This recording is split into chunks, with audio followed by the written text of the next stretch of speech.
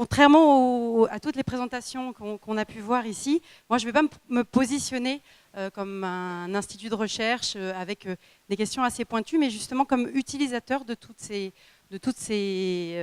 innovations qui sont proposées par la recherche, puisque nous, notre métier, c'est entre autres d'essayer de les assembler pour pouvoir les proposer aux agriculteurs. Depuis un petit peu de temps que je fais ce métier, et qu'on travaille sur ces questions d'irrigation, on avait tous un objectif partagé, c'était de rechercher ce qu'on appelle une irrigation durable, avec une approche un peu classique de essayer de compenser le stress hydrique en limitant l'impact sur les ressources en eau. Donc je vous ai mis les slogans qu'on peut retrouver dans ce contexte-là et qui sont des slogans qui sont peut-être maintenant un petit peu éculés, qu'on a tous entendus, more crop per drop, des choses comme ça, avec la recherche de la double durabilité du système économique et de la ressource en eau. Alors, évidemment, cette recherche, on est toujours en train de chercher cet optimum. On continue, évidemment, je ne remets pas en question cette approche-là, mais je pense qu'on peut sans doute aller plus loin. Si on reprend l'approche classique de l'irrigation durable, c'était de se dire déjà il faut travailler sur les questions de pilotage pour la satisfaction des besoins en eau des plantes. Donc par exemple en équipant avec des sondes tensiométriques, etc., le essayer de comprendre quels étaient les besoins du réservoir sol qu'on va re-remplir pour bien satisfaire les besoins en eau des plantes. La deuxième chose, c'était de travailler, l'IRSTEA a beaucoup travaillé là-dessus, sur des techniques qui économent en eau.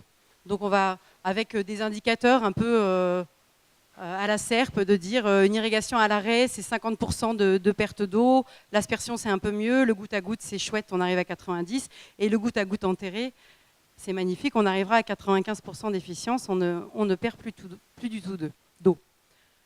Tout ça donne lieu à plein de querelles d'experts, mais en fait, un système à l'arrêt, est-ce qu'il n'est pas mieux qu'un système en goutte à goutte, etc., etc. Tout ça pour dire qu'on arrive à des indicateurs qui sont, on va suivre le rendement, si possible, si on y arrive, suivre l'amélioration de la qualité, dans la mesure du possible, trouver des indicateurs technico-économiques qui vont être ceux qui vont convaincre les agriculteurs, et puis regarder toujours, bien sûr, le prisme des économies d'eau pour voir si on aura effectivement plus d'efficience. Et pour finir, souvent, ça va faire rire mes amis hydrauliciens, à chaque fois qu'on fait toutes ces analyses, un bon agronome vous dira à la fin « oui, mais c'est compliqué ».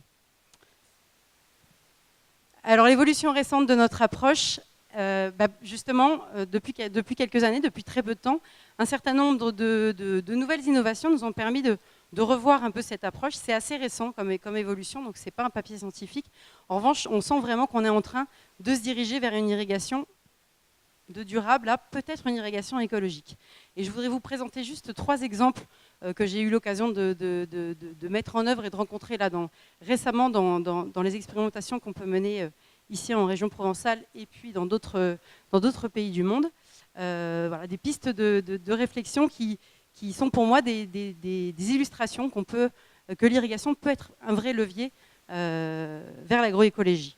Le premier, c'est d'abord la progression et la démocratisation des technologies et de l'information et de la communication.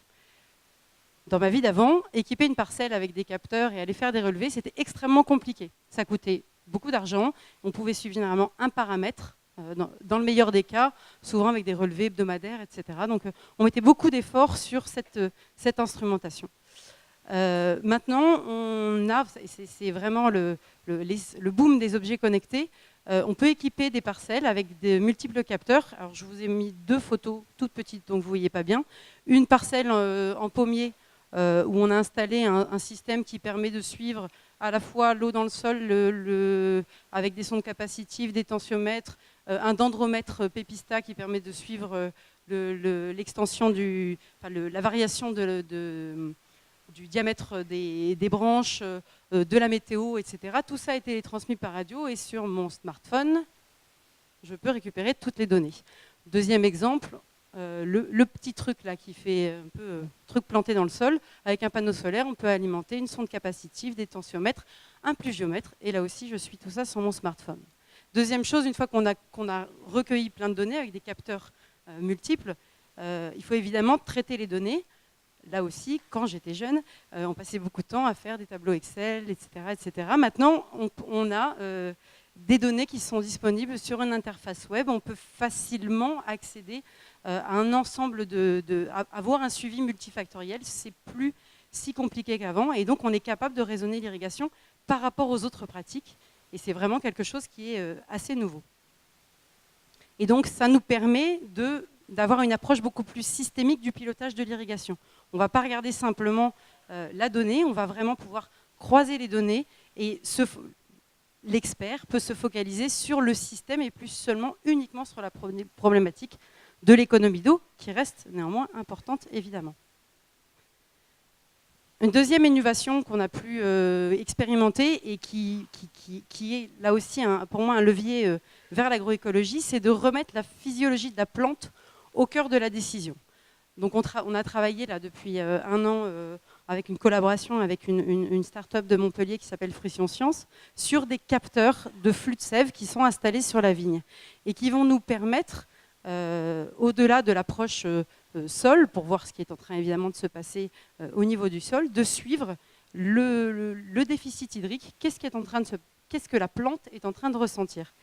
Et ça, c'est un bond en avant, puisque au lieu d'imaginer ce que l'effet d'un déficit hydrique, enfin d'une absence d'eau dans le sol pourrait faire, on va pouvoir concrètement le suivre sur la plante. Et donc piloter le déficit hydrique, ce qui pour une plante comme la vigne est essentiel, puisqu'on veut absolument éviter de la biberonner pour qu'elle puisse continuer à faire des racines. On veut éviter, je reprends toujours l'image du bon et du mauvais chasseur, mais il y a le bon et le mauvais déficit hydrique. Donc pour faire du vin, on a besoin à un certain moment de creuser les déficits hydriques. Alors j'ai mis cette petite image, pour moi, grâce à ces techniques qui vont aller vraiment se centrer sur le végétal, on a un pilotage d'irrigation qui va être très orienté vers les objectifs de production des agriculteurs, qui permet de piloter le déficit et de respecter au mieux le potentiel des plantes, et puis de suivre avec précision l'effet d'une pratique sur le système plante. Donc ce que j'ai symbolisé avec le pilotage d'irrigation de ma jeunesse, c'était plutôt, on va essayer de conduire une machine, on va la modéliser, la systématiser, etc. Donc cette belle Formule 1. Et pour moi, on est en train de passer à une relation beaucoup plus fine, où on va aller piloter un système vivant, comme ferait un cavalier en dressage. C'est pas moi sur la photo, hein, je vous rassure. Sur un bourricot corse éventuellement, mais... Le troisième point, et qui est aussi le fruit de nos derniers essais. Depuis longtemps, on est impliqué dans la diffusion de le test de techniques matérielles d'irrigation à la parcelle qui seront de plus en plus efficientes en eau. Et donc, on s'est lancé, comme nos amis de l'IRSTEA, sur le test du goutte à goutte enterré sur grande culture. Donc, il y a une expérimentation qui est menée depuis 2 ans en partenariat avec la coopérative GPS, sur le plateau de Valençol et puis dans la région de Reillanne, un des agriculteurs, il est ici, qui expérimente nos techniques. Et je dirais que cette histoire de goutte à goutte enterrée, on l'a regardée au départ avec cette approche un peu classique de l'irrigation, ce que j'ai appelé l'irrigation durable. On va aller voir le pilotage des doses apportées, est-ce que ça facilite la vie de l'agriculteur, est-ce qu'on peut mieux valoriser l'eau apportée, est-ce qu'on peut avoir un meilleur rendement, de la qualité, etc. Et en fait, on s'est rendu compte qu'en mettant le sol, en intégrant du goutte à goutte, on met le sol sous clé. On ne va plus pouvoir le travailler comme on le travaillait avant. Donc en fait, on va forcer la modification du système. En passant par des techniques de non-labour et de semi-direct, on a constaté qu'il y avait aussi une limitation des traitements. Et on se rend bien compte qu'il faut aller plus loin, c'est-à-dire qu'on a vraiment besoin d'apport de la recherche, de Stéphane Gézéquiel avec le semi-direct ou le couvert végétal permanent, parce qu'en mettant le sol sous clé, vraiment on a fait complètement évoluer le système, et en fait on se rend compte qu'un certain nombre de processus agroécologiques se sont, à l'insu de notre plein gré, mis en place. C'est ce qu'on a vu avec la réapparition sur notre expérimentation à Valençol de vers de terre. Ce n'était pas prévu, c'est un effet induit. Effectivement, la matière, en travaillant moins le sol, puisqu'on a installé du goutte à goutte enterré, la matière organique, etc., est en train de réapparaître sur ces sols qui étaient très appauvris. Une petite photo il faut regarder vraiment de près. Comparaison, donc, c'est nos 2 expérimentations en goutte à goutte enterré. sur une culture de gingérine, c'est une pastèque de confiserie. Donc, vous voyez l'aspersion à gauche et le goutte à droite. Ce qu'on peut constater, c'est le couvert végétal, en fait, c'est plus développé en goutte à goutte. En gros, à gauche, vous voyez les pastèques, de l'autre côté, vous ne les voyez pas, elles sont couvertes sous les feuilles. Et il y avait beaucoup moins de pression de idium, etc., sur le goutte à goutte enterré. Donc, une réduction des produits phyto. La deuxième photo est à Valençol. On ne voit pas très bien sur la photo, mais si vous venez voir de près, ou si vous venez visiter l'expérimentation, on se rend compte que dans la partie où il y a du goutte à goutte enterré, on a donc les vers de terre qui réapparaissent, mais aussi un mulch qui est en train de se reconstituer. Voilà, donc ça, c'est disons, les dernières innovations qu'on a pu tester. On se rend compte que tout nous pousse vers des systèmes plus intégrés, des systèmes plus agroécologiques, et donc vers ce qu'on pourrait appeler, j'espère demain, une irrigation vraiment écologique. Les outils et méthodes le permettent, ou en tout cas sont en train de se mettre en place. Évidemment, à condition d'intégrer l'irrigation à tous les niveaux, bien sûr d'accompagner les irrigants pour valoriser au mieux les ressources et les systèmes.